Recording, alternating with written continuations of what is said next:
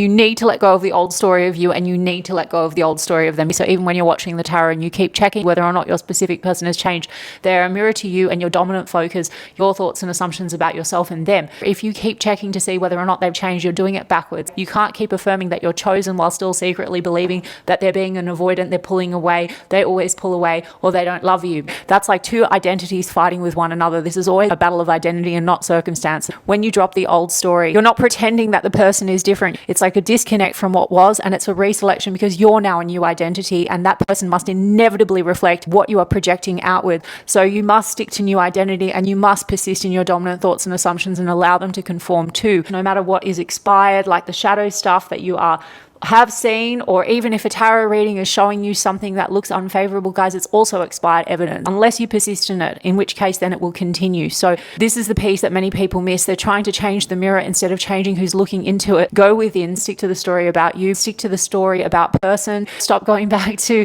perceptions of them that are not serving your now identity. And all you need to do is keep persistent focus and allow, and you will see if you can persist through old identity, old awareness, old story. They must shift, they must reflect, they must show up differently for you because they are your mirror. So check out the Q&A where I break down why people get stuck here and how to actually deal with that and shifting your perspective about that person, because that dominant perspective and that dominant identity and what you're pushing out is what is going to inevitably reflect, and that is how you're going to get your fastest result.